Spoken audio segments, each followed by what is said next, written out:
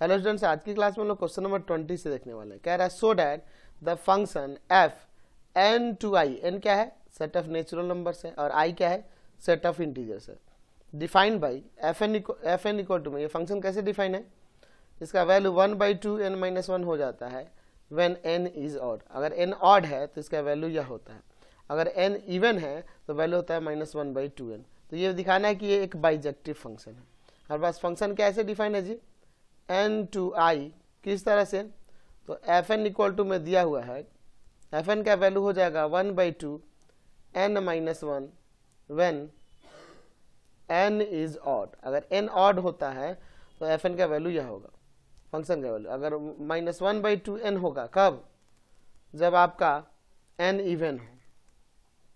चलिए, तो हम लोग इसे बाइजेक्टिव यानी 1 1 और 2 दोनों दिखाना होगा। तो पहले हम लोग बात करते हैं 1 1 के लिए। हम लोग केस फर्स्ट ले लेते हैं कि व्हेन n इज ऑड, ठीक है, n क्या हो, ऑड हो, तो हम लोग यहां पे लेते हैं लेट fn1, ठीक है, एंड fn2 का वैल्यू इक्वल है। यहां पे ले लेते हैं कि यहां for all n1 n2 belongs to odd natural number, ठीक है।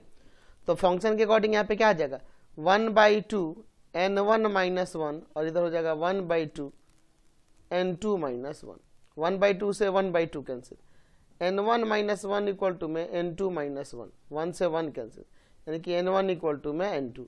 देयरफॉर फंक्शन f इज 1 1 हो जाएगा इस केस के लिए। अच्छा, अनटू के लिए अगर मैं यहाँ पे बात करूँ तो हम लोग दिखा सकते हैं। अच्छा, दूसरे केस को भी दिखाना होगा ना जी, केस सेकंड ले लेते हैं कि व्हेन n इज इवन, अगर n इवन हो तब, तो लेते हैं कि लेट fn1 इक्वल टू में है fn2 for all n1 n2 belongs to even natural number. That means function का वैल्यू क्या हो जाएगा, देखिए 1/2n, यानी आ जाएगा माइनस का 1/2n1, और इसका हो जाएगा माइनस का 1/2n2। तो यहाँ इंटीजर्स के लिए, सॉरी नेचुरल नंबर के लिए, नॉन n2 नेचुरल नंबर के लिए यहाँ पे -1/2n1 -1/2n2 के इक्वल है, तो यहाँ से n1 n2 के इक्वल नहीं आ जाएगा। Therefore function f is 1 1, function f क्या हो जाएगा, 1 1 हो जाएगा। अच्छा, इसे हम लोग दूसरे टाइप से भी देख सकते हैं। हमारे पास देखिए फंक्शन कैसे डिफाइन था जी, n टू i पर कैसे, तो दिया था fn का value 1/2n-1 when n is odd, और इसका value -1/2n when n is even. तो हम एक काम कर सकते हैं, यहाँ पे देखिए, मैं अगर मान लो कहूँ कि f1 का वैल्यू नेचुरल नंबर है, 1 क्या है, ऑड है, तो इसमें रखेंगे ना, तो 1/2 1 -1 यानी 1/2 इंटू में 0 आ जाएगा। 0 इंटीजर ही है ना जी, बिल्कुल। f2 रखते हैं, तो 2 क्या है, इवन है, तो यहाँ आ जाएगा -1/2 इंटू में 2, 2 से 2 कैंसिल, -1, ये भी आपका इंटीजर है। मैं यहाँ पे 3 रखता हूँ, तो 3 ऑड है, तो इसलिए आ जाएगा 1/2 3 -1, 1/2 इंटू में 2, 2 से 2 कैंसिल, यहाँ 1 आ गया, ये भी इंटीजर है। मैं यहाँ पे 4 रखता हूँ, अगला नेचुरल नंबर, तो नीचे वाले में रखेंगे -1/2 इंटू में 4, कट जाएगा यहाँ पर -2, ये भी आपका इंटीजर है। तो हम अगर मैं यहाँ पे 5 रखूँ तो क्या आएगा, 1/2, इसमें रखना होगा ना, ऑड है, तो 5 -1 यानी 1/2 इंटू में 4, कट जाएगा 2 टाइम्स में, 2 आ जाएगा, 2 बिलोंग्स टू इंटीजर। तो मैं देख रहा हूँ कि यार डिफरेंट एलिमेंट के डिफरेंट इमेज हो रहा है। यहाँ पे लिख सकते हैं कि distinct elements of n having distinct image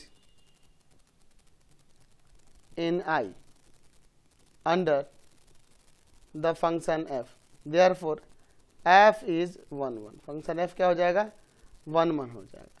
अच्छा, अगर मैं यहाँ पे इस फंक्शन, अगर हम लोग अनटू की बात करेंगे तो देखिए अनटू के लिए हम लोग देख रहे हैं कि इस फंक्शन का जो रेंज होगा, रेंज ऑफ द फंक्शन वो क्या होगा, तो देखो -1 0 1 -2 2 ये सभी आ रहे हैं, सारे के सारे इंटीजर आ रहे हैं इसमें, -3 -2 -1 0 1 2 3 4 ऐसे सभी आ जाएंगे। तो एक्चुअल में ये इक्वल है किसके, को डोमेन ऑफ द फंक्शन के। ये को डोमेन ऑफ फंक्शन क्या है, आई है। तो जब रेंज और को डोमेन इक्वल हो जाए तो फंक्शन अनटू हो जाएगा ना, क्योंकि हर एक एलिमेंट का प्री इमेज मिलेगा। तो हम लोग लिख सकते हैं कि every elements of codomain I having pre-image in its domain, domain क्या था जी, डोमेन था नेचुरल नंबर का set under the function f, therefore f is unto, function f क्या हो जाएगा, अनटू हो जाएगा। समझ गए? जब 1 और 2 हो गया तो यहाँ लिख नहीं सकते कि फंक्शन बाइजेक्टिव हो जाएगा, hence function f is bijective. ये फंक्शन f क्या हो जाएगा, बाइजेक्टिव फंक्शन है, क्योंकि 1 1 और 2 दोनों हो जाए। नेक्स्ट क्वेश्चन देखते हैं।